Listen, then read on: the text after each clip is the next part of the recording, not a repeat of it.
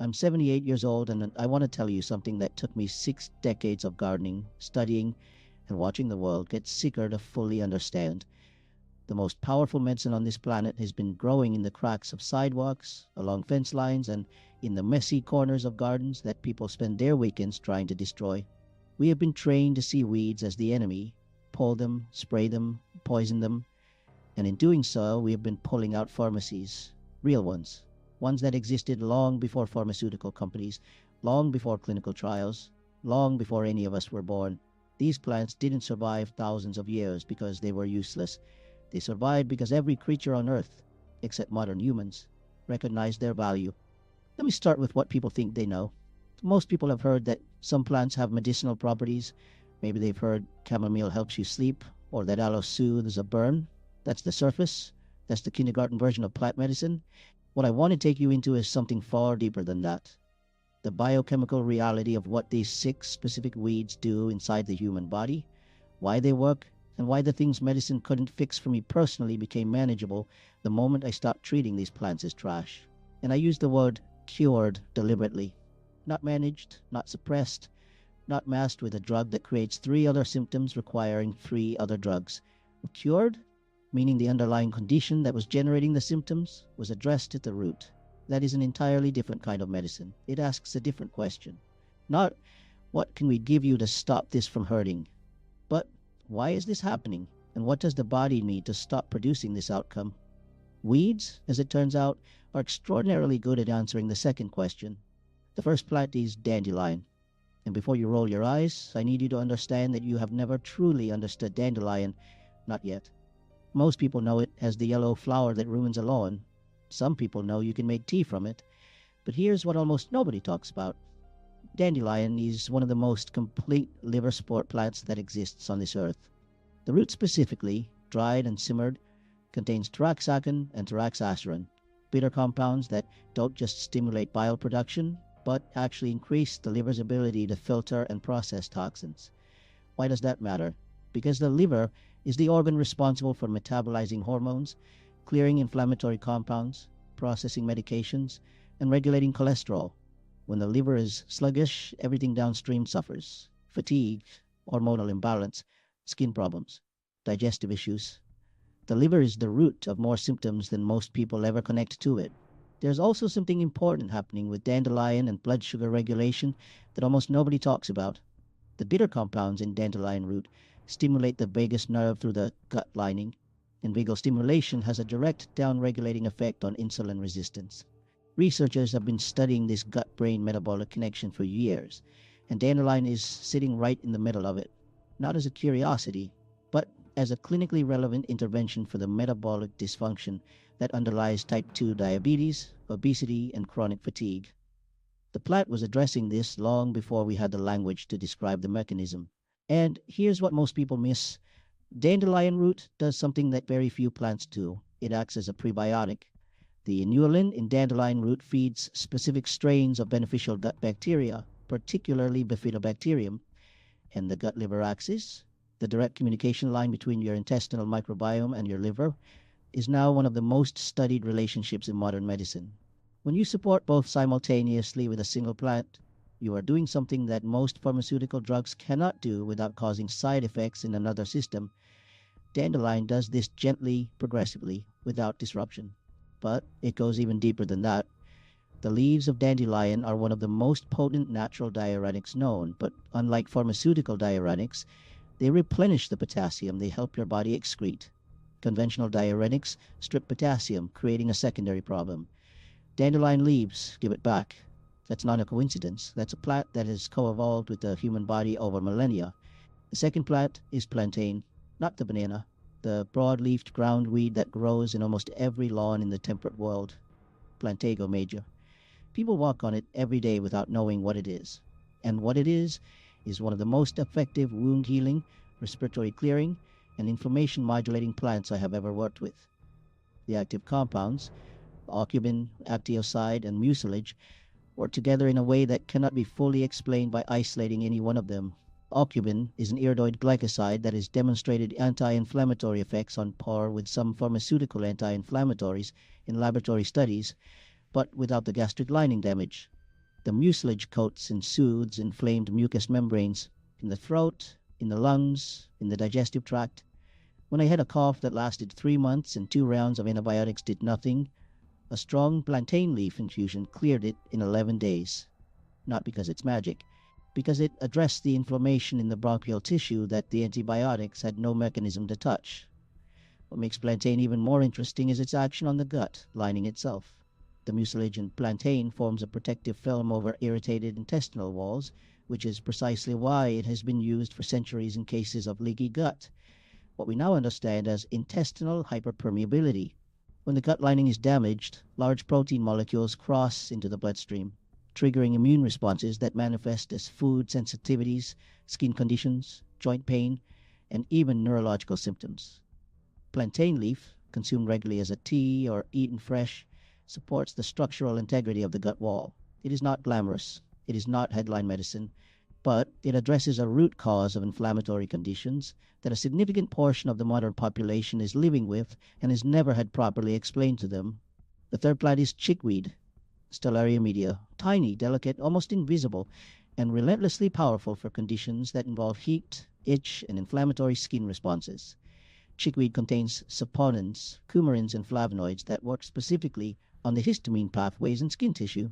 For eczema, psoriasis, chronic itching that dermatologists label as idiopathic, meaning they don't know the cause, chickweed applied as a poultice or taken internally as a tea creates a cooling, anti-proliferative effect on the skin cells that are overreacting. But here's the deeper truth.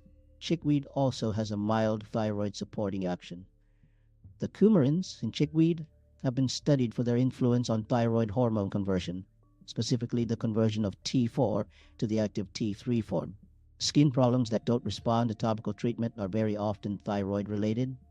Chickweed works on both layers simultaneously, the surface symptom and the deeper hormonal driver. The fourth plant is nettle, Vertica dioica, stinging nettle. The plant most people have had an unpleasant encounter with and written off as an aggressive nuisance. I want you to reconsider everything about nettle. The root of nettle contains lectins and polysaccharides that bind directly to sex hormone binding globulin, the protein that carries testosterone in the bloodstream. When sex hormone binding globulin is occupied by nettle compounds, free testosterone levels rise. This is the mechanism behind nettle root's well-documented effects on prostate health in men and hormonal balance in both men and women. And the leaf, the part most people think of first, is an antihistamine, an anti-inflammatory, and one of the most mineral-dense foods available anywhere. The iron content of nettle leaf is extraordinary. The silica content supports connective tissue, hair, and nails in ways that no supplement I've encountered is matched. The quercetin in nettle leaves inhibits the enzyme that converts adrenaline into noradrenaline, producing a mild calming effect on the nervous system that makes nettle particularly powerful for people whose inflammation is stress-driven, which is most of us. The real power of nettle is an understanding that it is not one thing. It is a full-spectrum plant that addresses mineral deficiency, hormonal disruption, histamine dysregulation, and nervous system overactivation, all at once. That's not a single pharmaceutical. That's 4 pharmaceuticals. And nettle does it without triggering the feedback loops that drugs create. The fifth plant is cleavers, Galium aparine, the sticky, climbing weed that children throw at each other because it clings to clothing. Cleavers is the plant I come back to for anything involving the lymphatic system. And here's what most people don't know. The lymphatic system has no pump. Unlike the circulatory system, which has the heart, lymph fluid moves only through body movement and breathing and the influence of herbs like cleavers. When lymph becomes sluggish, and modern sedentary life makes this nearly universal, the result is swollen glands, chronic infections that recur without fully resolving, skin congestion, and a general heaviness that medicine often cannot name or treat. Cleavers acts as a lymphagogue, a compound that actively moves lymphatic fluid and stimulates the nodes to process and clear the debris they collect.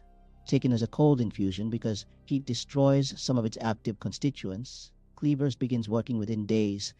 The swelling goes down, the recurring throat infections stop coming back, the skin clears, not because Cleavers is treating the symptoms, but because it is removing the environment in which those symptoms thrive. But the lymphatic connection goes deeper than just moving fluid. The lymphatic system is the primary route through which the immune system surveys the body for threats. Macrophages, natural killer cells, and T lymphocytes all travel through lymphatic channels. When those channels are congested, the immune system's surveillance becomes impaired. Pathogens go undetected longer. Cancer cells can evade early detection, and chronic low-grade infections persist. Cleavers, by restoring flow to the lymphatic network, is not just reducing swelling, it is restoring the immune system's ability to patrol. That is a profound and underappreciated function for a plant that most people have scraped off their sleeves and thrown back into the hedge. The sixth plant is ground ivy, Glaucoma hyderaceae, small, purple-flowered, low-growing, and almost universally dismissed. Ground ivy contains rosmarinic acid, the same compound found in rosemary and lemon balm, which has potent anti-inflammatory and antioxidant properties. But what ground ivy specifically has been used for, across European and Chinese herbal traditions, for centuries, is chronic mucus conditions, sinus infections that become chronic, ear congestion, post-nasal drip that never fully resolves. The mechanism involves rosmarinic acid's inhibition of the complement system, a branch of the immune response that, when overactivated, causes the persistent mucous membrane inflammation behind these conditions. Ground ivy also has a specific affinity for the kidneys, acting as a mild but consistent kidney tonic that improves the filtration and clearance of metabolic waste, the same waste that accumulates and dries the systemic low-grade inflammation that underlies most chronic disease. Now here is where I want to bring all of this together into something you can actually use. These 6 plants, dandelion, plantain, chickweed, nettle, cleavers, ground ivy, are not random. They are not 6 separate things. They represent 6 different systems of the body: the liver, the respiratory and wound healing system, the skin and thyroid, the hormonal and mineral system, the lymphatic system, and the kidney and mucous membrane system. When you begin working with all 6, even in rotation, even simply, what you are doing is addressing the foundational drainage and regulatory systems of the human body. And when those systems are functioning, symptoms that medicine has named but cannot explain often begin to resolve on their own. There's a reason this knowledge was once universal. Before the era of pharmaceutical medicine, every culture on earth had herbalists, plant healers, grandmothers who knew which leaf to reach for and why. That knowledge wasn't superstition. It was accumulated observation across thousands of years and millions of human bodies. It was clinical evidence of the oldest kind, not randomized controlled trials, but generation upon generation of real-world outcomes. We discarded that inheritance extraordinarily quickly. Within 2 or 3 generations, we went from a culture where plant medicine was the default to one where it is considered fringe. And the cost of that shift is visible in the chronic disease statistics of the modern world. The practical application is simpler than you think. Dandelion root tea every morning before coffee. Nettle leaf infusion, strong, overnight steeped, 3 or 4 times a week. Plantain poultice for anything on the skin, and plantain tea for anything in the chest. Chickweed tincture for skin conditions and thyroid support. Cleavers, cold infusion in spring, when the plant is young and the lymphatic system most needs clearing. Ground ivy tea for any sinus or kidney sluggishness. You do not need to spend money on this. That is the other thing that the pharmaceutical model has obscured. The most potent medicine available to you is growing freely right now in whatever patch of unmowed earth exists near you. The dandelion in the pavement crack, the plantain in the lawn, the nettle at the edge of the fence, the chickweed in the garden bed you cleared last spring only to watch it return. It returned because it belongs there. It returned because something in the biological intelligence of this planet keeps placing medicine exactly where human beings live and work. What medicine could not fix for me, the chronic fatigue, the recurring sinus infections, the joint inflammation, the hormonal shifts of aging, began to shift when I stopped looking for the drug that would silence the symptom and started working with the plants that could clear the terrain the symptoms were living in. That is the oldest understanding in medicine, and it was never lost. It was growing in the garden the whole time, waiting to be recognized again. Every weed you pull is a decision. Now you know what you might be pulling out.